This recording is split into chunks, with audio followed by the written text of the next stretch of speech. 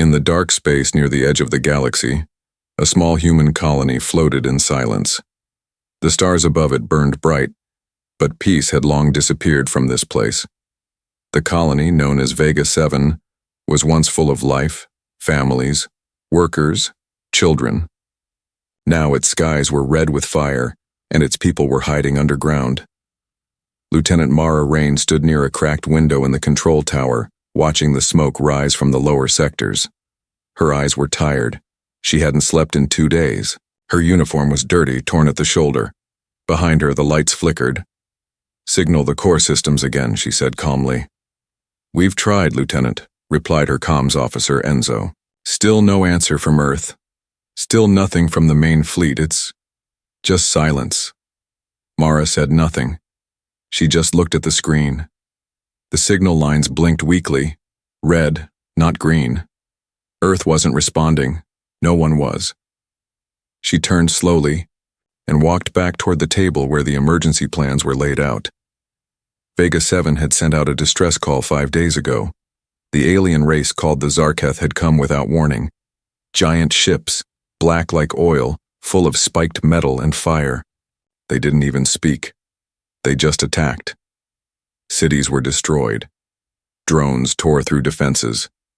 Half the colony was gone now. And still, no help. The Zarketh leader had sent a message once. Just one. The hologram had shown a tall, thin creature. Skin pale as snow, its face sharp like a skull. "Your Earth is silent," it had said in a cold, flat voice. "It has abandoned you. You are forgotten." The people had cried when they heard it. Some screamed. Some gave up.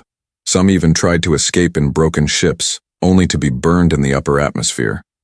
Mara didn't cry. She held the line. She kept the order. But inside, she asked the same question every day. Why hasn't Earth responded? She stared at the star map on the table. So many colonies were marked in red now, destroyed or offline. Only a few green lights remained. And Vega 7 was turning red fast. Enzo's voice cut through her thoughts. "They're regrouping outside Sector 4. I think they're preparing another wave." Mara nodded. "Bring up the emergency shield. Power it from the lower grid if you have to. We can't lose this base and we'll burn out the generators," Enzo warned. "Then we burn them," Mara replied. "But not before we burn them first." The lights dimmed again. The ground shook. Another explosion, distant but close enough to feel. Mara looked up. Outside the dome, a dark Zarketh cruiser hovered, slow and menacing. It wasn't firing. It was watching. "They enjoy it," Mara whispered. "They're waiting for us to break." That night, she walked alone through the underground shelter, checking on the survivors. Some children were asleep on makeshift beds.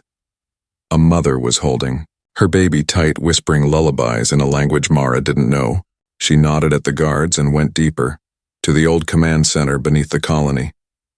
There, old tech blinked quietly. It was unused for years. But Mara had turned it on. She didn't know what she was looking for. Maybe a sign, maybe hope. She sat at the console and typed in the old Earth code again. Ping. Earth core fleet status, no response. Her fingers froze. Her heart felt heavy. Then, something changed. A new line blinked on the screen. Message received. Mara sat up straight. She held her breath. Then a line of text appeared. "Stand by." Just that. One word, nothing else. She stared at it. She touched the screen. "Enzo," she said into her comms. "Get down here now." Within minutes he arrived, panting. She pointed at the screen. He read the message, then looked at her, confused. "Stand by? That's all?" "It's old Earth fleet code," Mara said. "Level 9. It's rarely used. It means hold your ground, help is moving." "Help?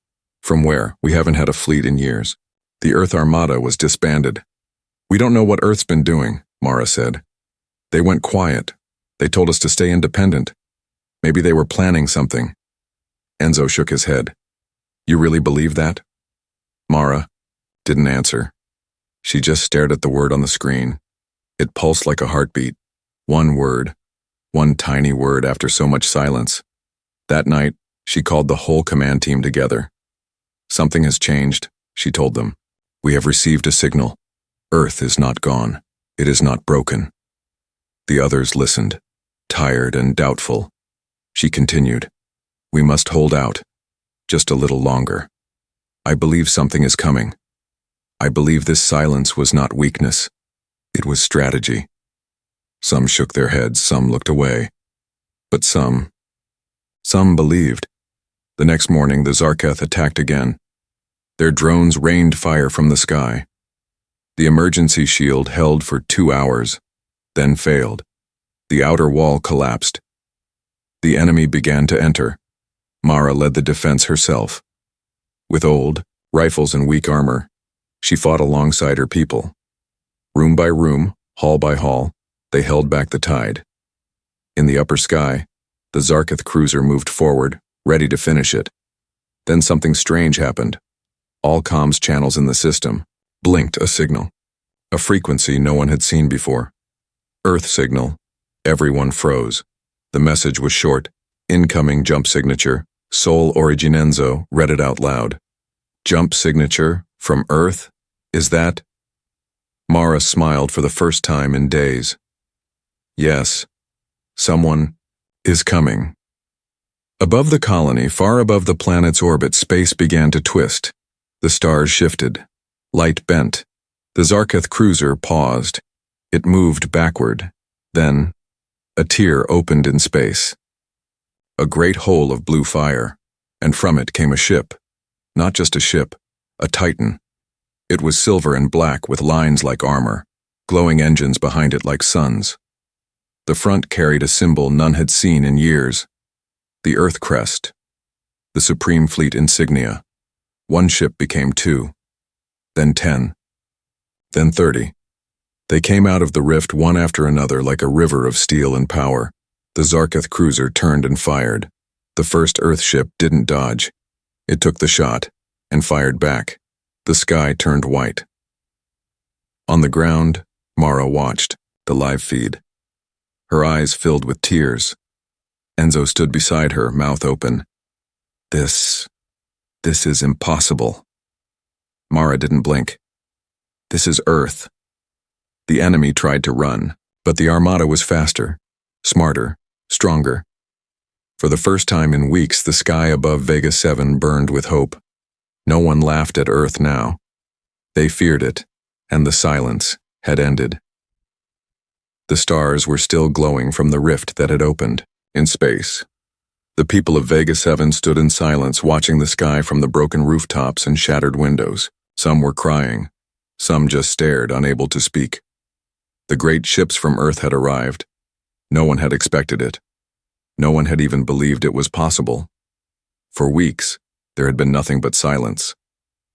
Now there was light. Mara Rain stood in the command center, still wearing her torn uniform, her eyes fixed on the screen. She could see the formation of ships above the colony. Each one was massive, more advanced than anything they had seen in decades. The Earth crest glowed bright on their hulls, clear, proud, and unmistakable, but they said nothing. No message came from the lead ship. No voice on the comms, just presence. Enzo sat beside her, typing quickly. "They're blocking all Zarketh transmissions, every channel. It's like they've taken over the entire communication grid." Mara nodded slowly. "They're sending a message without speaking." Outside, the enemy ships began to retreat from orbit, pulling back. Some disappeared into the clouds. Others stayed still, unsure. Then finally a signal came through. Mara leaned forward as the screen flickered. A man's face appeared. Gray hair, sharp eyes, calm and steady voice. "This is Admiral Thorne of Earth's Supreme Armada. To all human colonies, stand strong. You are not alone. Earth has returned." For a long moment, no one in the command center moved. Then, like a wave, the tension broke. People clapped. Some fell to their knees. Others hugged each other, smiling through their tears. But Mara didn't celebrate yet. She watched the Admiral's eyes on the screen.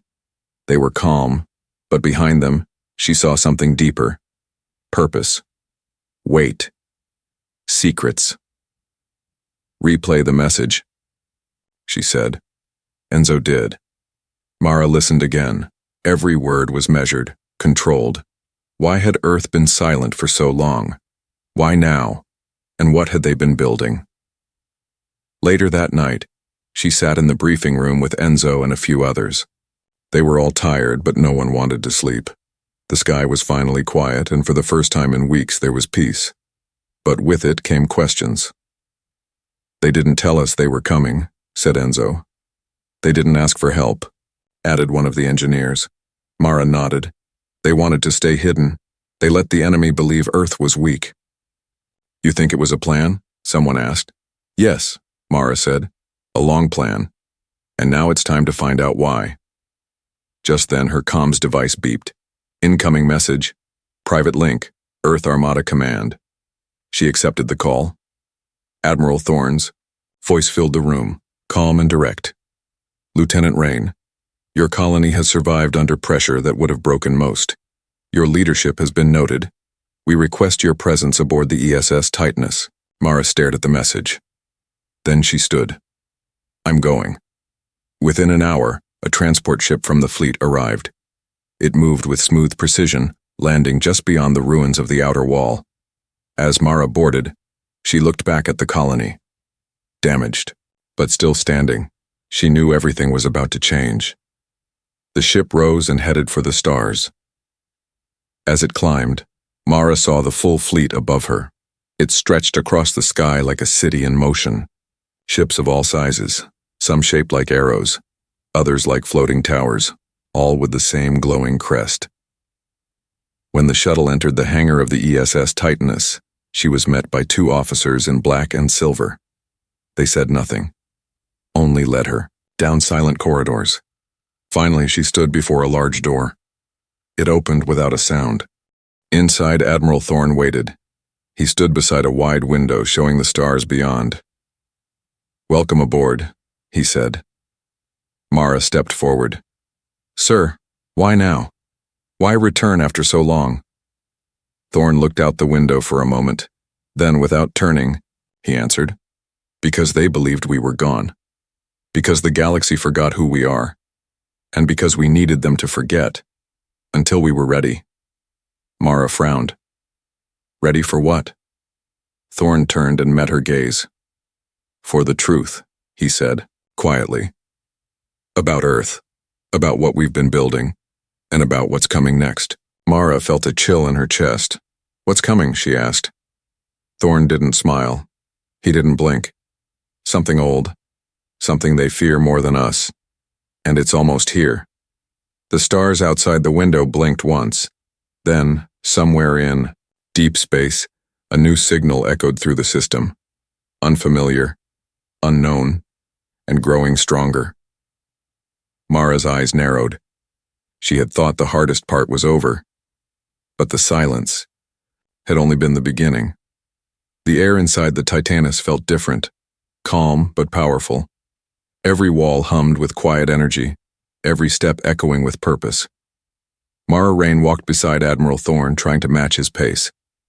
Around them, officers moved quickly, their faces focused but unreadable.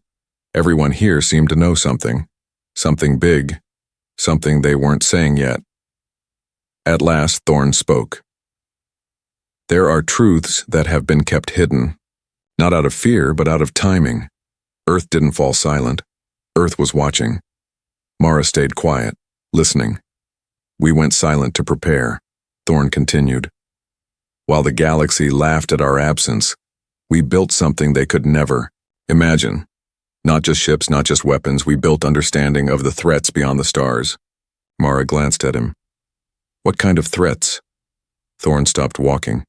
They had arrived at a long viewing chamber. Through the glass, Mara saw the fleet outside, row after row of ships, drifting in perfect formation. They weren't just here to protect. They were waiting for something. "There is something older than the Zarketh," Thorne said. "Something they fear. Something we've only just begun to understand." Mara turned to him. "Is that what's coming?" Thorn didn't answer. Instead, he waved his hand and the screen in front of them changed. It showed a small ship, the kind used by scouts, floating in deep space. It looked untouched, drifting, in silence. This was found just beyond the galactic edge, Thorn explained. A Zarketh recon ship, empty, not damaged, not broken, just abandoned. The image zoomed in. The ship had strange marks on it, symbols that didn't belong to any known language. They ran from something, Thorn said. Something that didn't need to fight. Something that simply appeared, and everything stopped. Mara felt a chill in her chest. You think it's coming here? Thorn nodded once. It always moves toward where power grows. And now, the galaxy is watching Earth again, which means it will notice us soon. A soft alarm beeped. One of the officers nearby stepped forward. Admiral, long-range scans just picked up an anomaly in Sector 19. Same pattern as before. Thorn gave a small nod. Keep watching. It quietly, no broadcast. The officer left. Mara stared at the screen again. What do you want me to do? She asked. Thorn looked at her. Your colony survived something that should have erased it.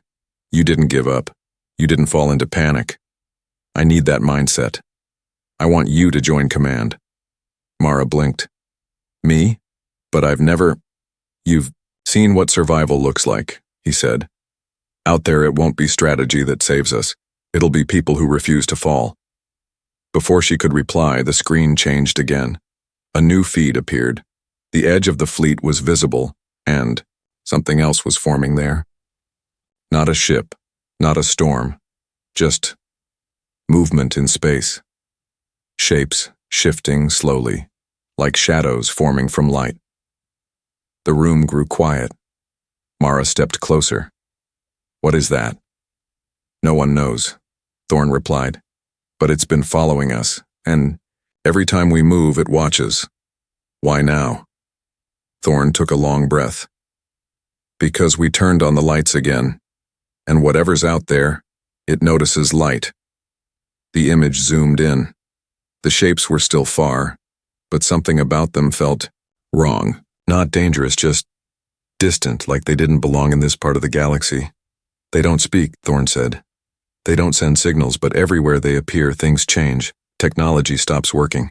Stars dim slightly. Entire moons vanish from scans, Mara whispered. What do you call them? Thorn looked at her. We don't call them anything, but the Zarketh have a word for it. When translated, it means the remembered silence. The name echoed in her thoughts. There was something terrifying about it. Not because it promised destruction, but because it promised quiet. A quiet that swallowed everything. She turned back to the window. Below them, the Earth fleet stood strong, shining, ready. But above them, in the far black of space, shadows waited, and Mara knew. This silence would not be like the last. It would not be Earth that fell quiet this time. Time passed differently on the Titanus. There were no sunrises or sunsets, just the quiet hum of systems and the soft glow of overhead lights. Mara Rain had spent 3 days aboard, but she felt like she'd been there far longer. She had been given access to restricted data, introduced to secret divisions, and invited to meetings where the topics felt too large to fully understand. Still, no answers came easily. The strange presence outside the edge of the fleet was still there, unmoving, unchanging, but never going away. Some officers whispered that it was watching, others said it was listening. No one really knew. Mara walked through one of the many halls of the ship, deep in thought. She had read countless reports about missing colonies, broken satellites, and ships that never returned. But it was the silence in those reports that bothered her. Not the missing people, but the way the systems behaved. Nothing malfunctioned. Nothing exploded. Things simply stopped. The only word that came to her mind was disconnected, and that was far more unsettling than destruction. She entered the observation deck where Admiral Thorn was already standing, looking out at the stars. His hands were behind his back, as if he had been waiting. You've read the files, he said without turning. You've seen what we're dealing with. I've seen what's missing, she replied. Thorn turned to her slowly. Exactly. They stood in silence for a moment. Then he gestured toward a nearby console. Come, there's something I want to show you. Mara followed him. The screen lit up, displaying a star map. A blinking dot marked the Titanus fleet. Another set of dots appeared far beyond the chart's edge. Colonies, research stations, deep space explorers. All of these went silent in the last year, Thorn said. No damage detected, no distress calls, just silence. Mara leaned, and they were all outside the known patrol zones. Thorn nodded. Exactly, every one of them was alone. And something waited until they were most distant before removing them from contact. He pressed another button. Now, a circle appeared, very faint, surrounding the locations of those vanished stations. It's not random, he said. It's a pattern. Mara felt something tighten in her chest. It's getting closer. Thorn said nothing. Suddenly, a small alert appeared at the edge of the screen. New signal detected, not from fleet, origin, unknown. The bridge crew grew still. The alert blinked again. Put it through, Thorn ordered. The screen flickered. At first, nothing appeared. Then, only sound. No words, no tones. Just a soft, steady hum, like a distant wind through metal halls. It wasn't loud, but it felt like it was pressing on the walls around them. It's not coded, one of the officers said quietly. It's natural. Mara's fingers brushed the console. What if it's not meant for us to decode? What if it's just letting us know it's here? The room stayed silent. Then, without warning, the signal stopped. Everything returned to normal. But it didn't feel normal anymore. Mara turned to Thorn. What's our next move? He walked back to the window and stared into the void. We wait. For what? He looked over his shoulder. For them to make the next move. We cannot challenge something we do not understand. Mara felt frustration grow inside her. She was used to action, plans, response. But this was something else. It felt like standing on the edge of a cliff, knowing something below was shifting, but unable to see it clearly. That night, she sat in her quarters, staring at the ceiling. Her thoughts kept drifting to Vega 7, to the people still rebuilding, to the quiet streets and cracked walls, to the belief that Earth had returned just in time. But now, she wasn't so sure.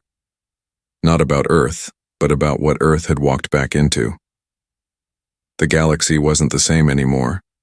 Things were moving in, silence far beyond the reach of sensors or ships, and Earth's light, now shining once more, had caught the attention of something that remembered silence not as absence, but as a choice. Mara closed her eyes, and far away beyond the charts and stars the hum returned, only this time, inside her dreams.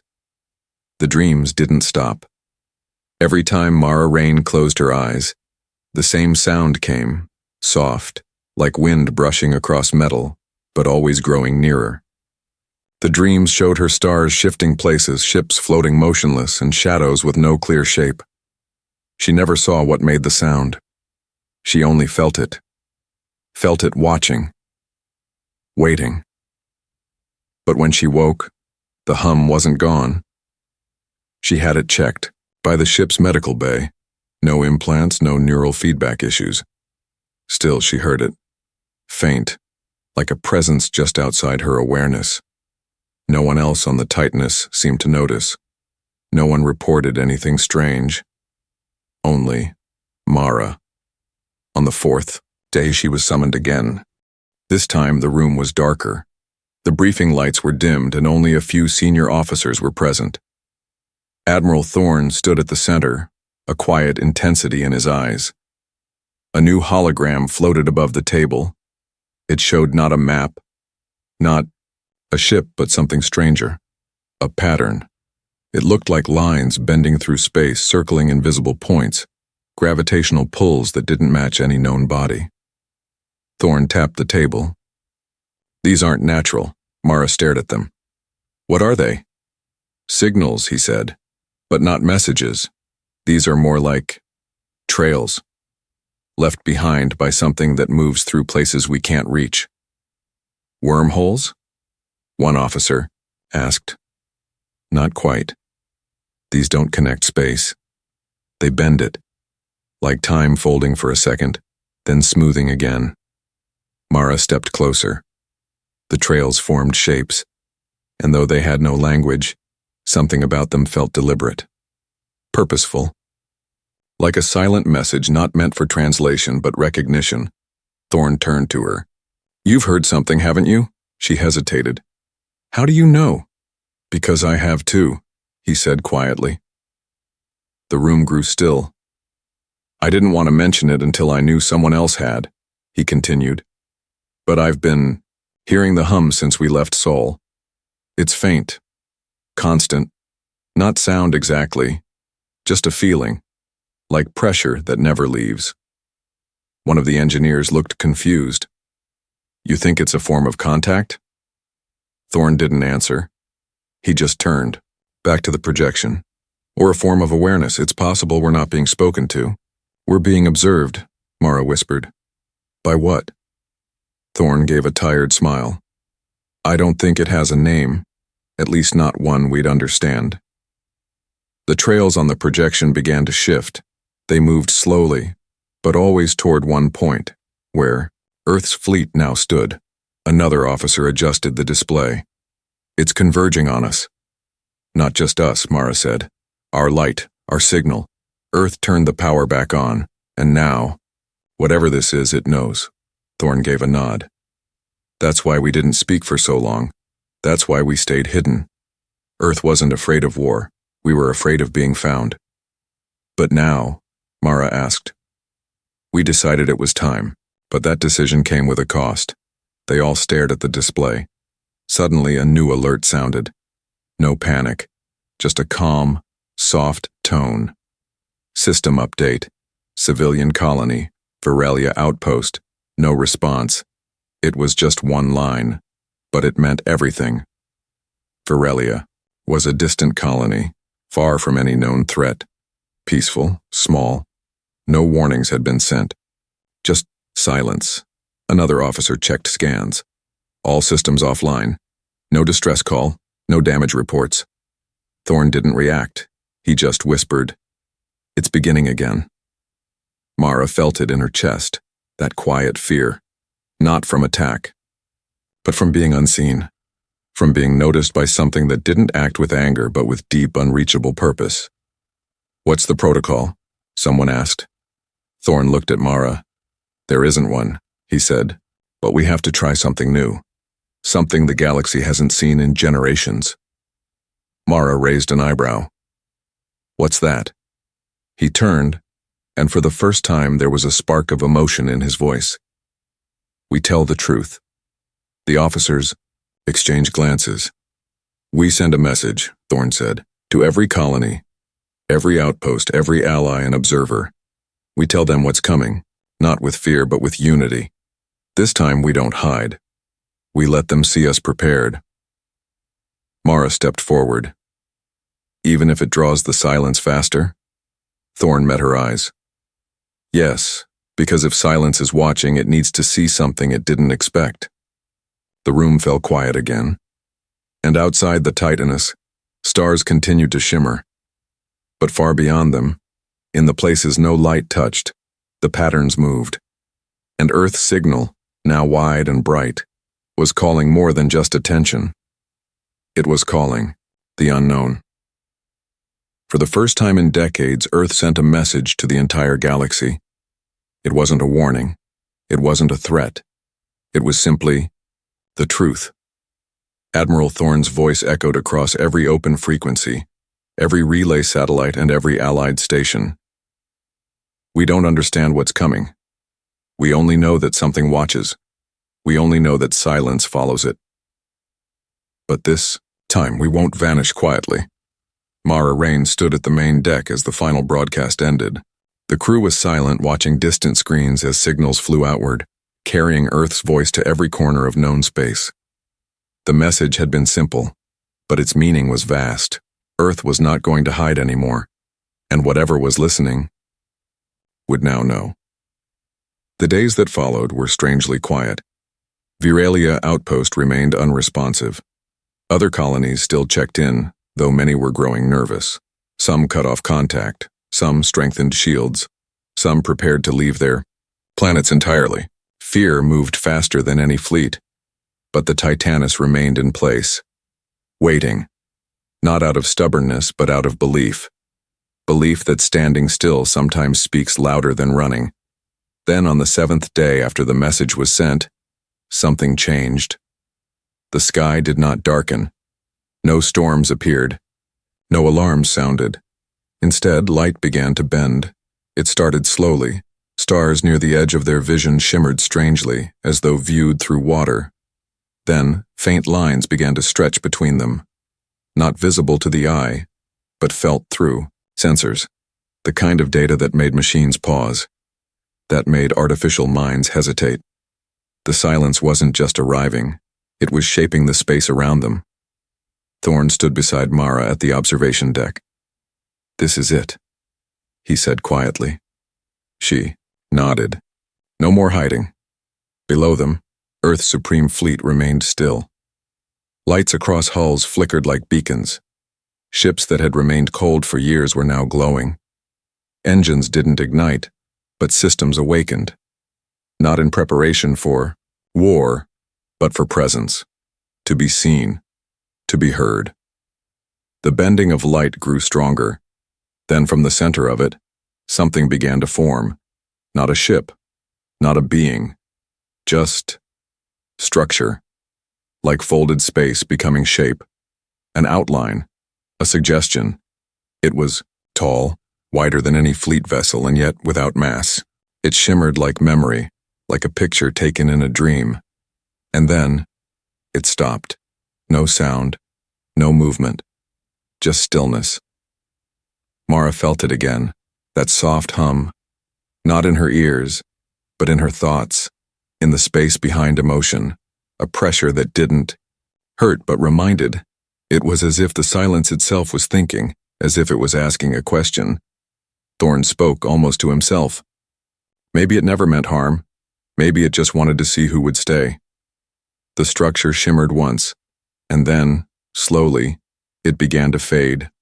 Not run, not vanish, just dissolve, as if it had completed what it came for. The stars returned to normal. The hum faded. The sensors read clear.